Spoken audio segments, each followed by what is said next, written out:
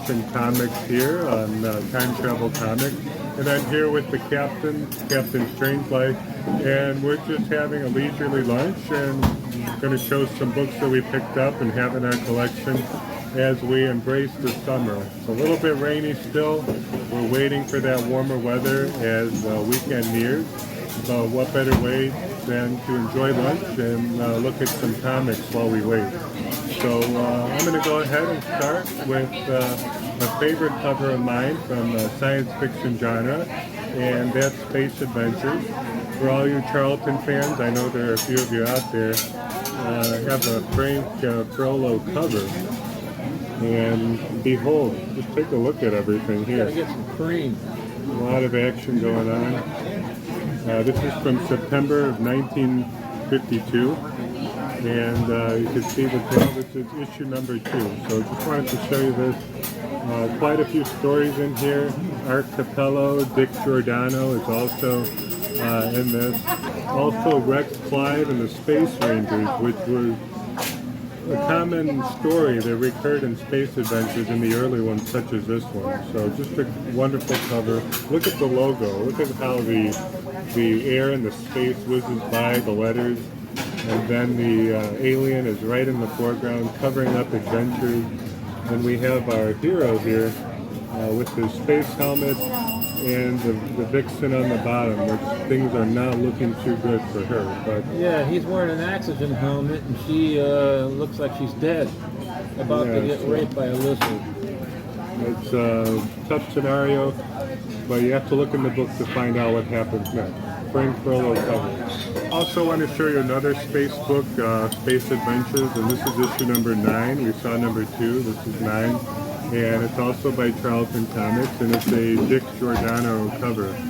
And the scientist is working on a vault, a small vault in a micro-civilization, so he could speed up time and see what the future beholds before his timeline gets to it. So you could see his assistant on the side here helping him out, who's in shock, the experiment that he's working on, and the diabolical scientist. So great cover, Space Adventures from the winter of 1954. Looks kind of Frankenstein-ish. I know, you could see the electrical wire in the back, the ball holding the static electricity, and quite a lot of adventures. There are a few short stories in here that make for a good read. Oh, I have an interesting cover here. To show you a little Lulu, Tubby, right in the middle. Tubby looks like he's trying to get naughty with little Lulu. She's kind of in shock, but not for long, because in the next scene, he's falling in love. Lulu's falling in love.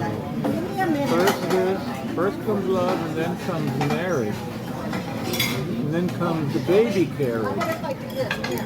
Oh, that's quite a rhyme, Captain. That's an original one? Yeah, this is original from 1951. Oh, 51. Yeah, all jokes aside, I mean, that was a fun book. Yeah, from the 50s as well. Dell Comics and then Whitman, I believe. Here's a gift I got from Leo, which is appropriate because we're in a diner called Blondies. We're in Blondies once again, where we filmed our first episode. 206 from Charlton, Blondie Dagger. It's more of a summer theme. Oh no. Keep off the grass. Keep off the grass, but you can't even get on the grass. You need a ladder to get on the grass. Right? Yeah, there's his wife.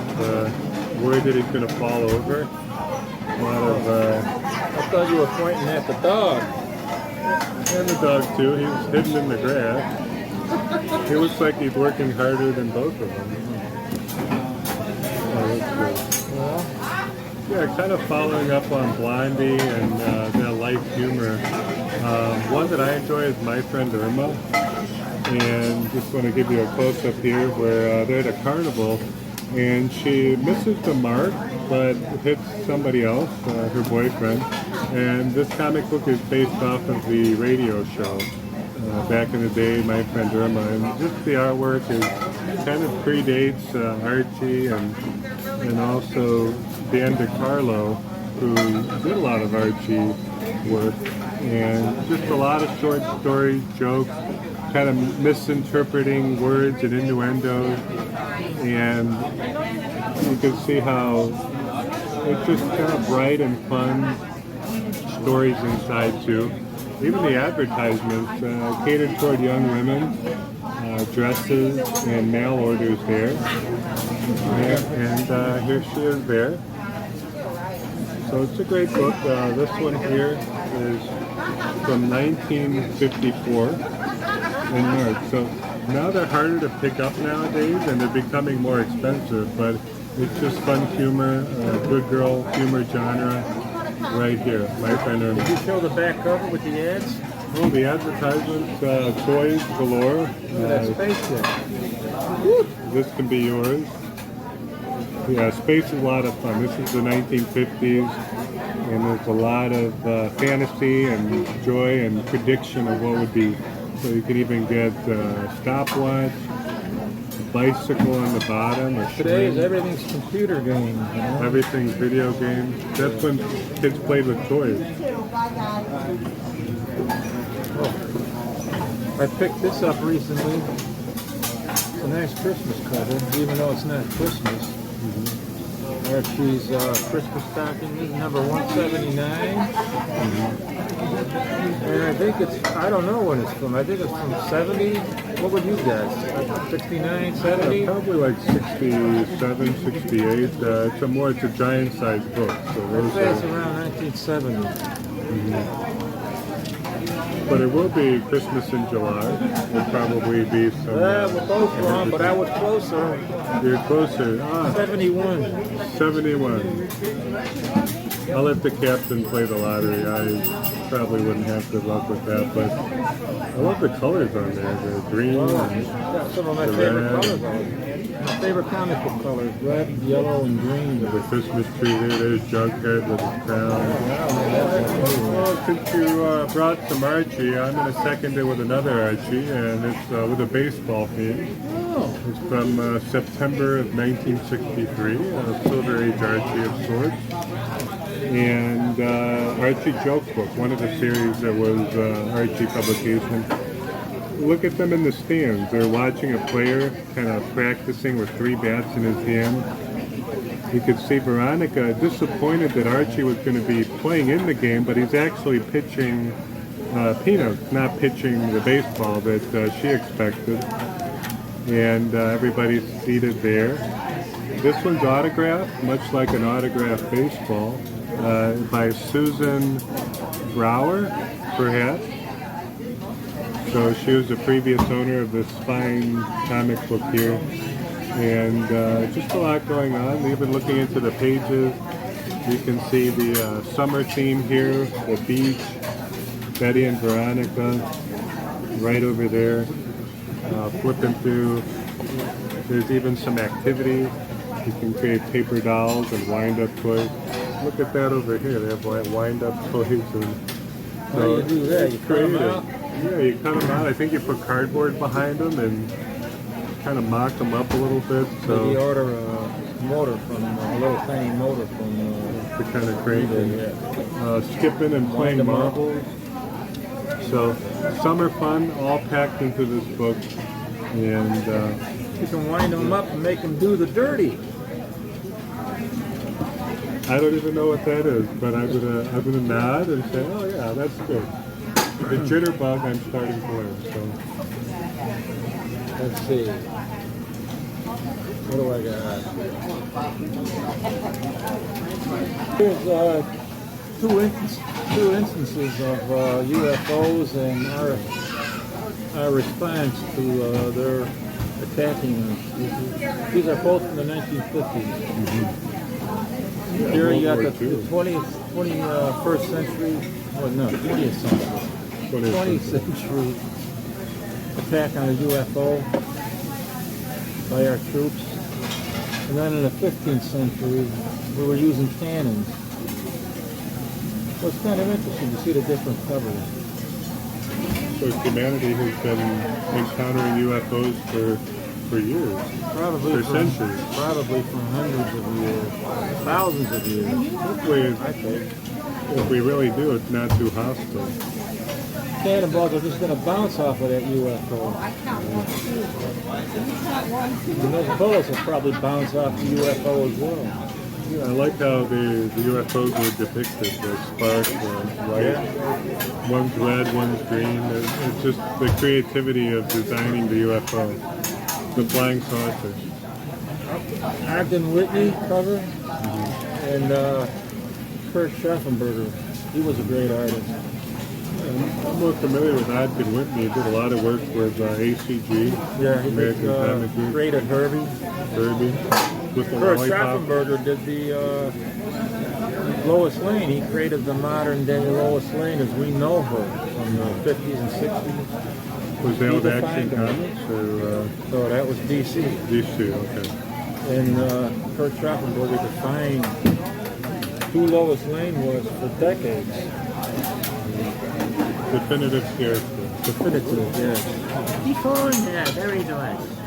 Well, as the captain showed a pair of comics related to UFOs, I have a pair that's kind of a play on each other, almost like a homage.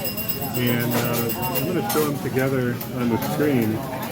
We have Avengers number 53 right here, and that's from June of 1968, so a wonderful Silver Age. This is a key issue. We have the Avengers versus the XMen becoming more popular among collectors. And this one is a follow-up in 1989. It has a similar look where you have heroes against heroes, and the same here. This time with Iron Man, Doctor Strange, who's popular in the theaters now, the Hulk, and some other identifiable characters, some that I don't know, the Wasp maybe. But each issue has different characters on it, and none of them are the same on the other cover. right. But it's neat to see how the artists have followed the artists that came before them to create something similar years later. This one is by Alan Davis, who did the pencil, but I just wanted to show you the wraparound cover. Oh yeah, I love the wraparound. It just covers you. And you can see some characters like MODOK right there, one huffing and puffing. In the background you see a big leg and foot coming down. I kind of wonder who that is. It's like right here. Kind of questioning people. You have the Human Torch, or maybe Toro, Daredevil, the Silver Surfer, Namor. Just look at that wraparound cover. And the story is kind of so-so, but because this is an '89, a lot of video game ads for Nintendo cartridges, just to buy to play at home. It's like kind of a parody of different characters here. Yeah, parody. This is almost like Marvel Zombies almost. Maybe before the Marvel Zombies came out, right over there. Right. But nonetheless, Quicksilver. You got pretty fat there on the back. It's supposed to be Quicksilver. Quicksilver, but Look how fat that guy got. he had more lunch than we had today. Also, But yeah, side by side. I got to kind of chase us out of here. Well, I'm going to end it here with another gift I got from Leo. Trying to make fun of me. That's what I try to do. I don't dress that way, though. Only at night when I put my pajamas on, you'll see this. And that's from 1960. And, well, that's what I used to do in Germany when I was 4 years old. I rode on the goats. Very interesting. That's how he got the girls. You know, he arrived into town with the goat, and it was a sign of power, a That's sign actually of a vigor. superhero costume.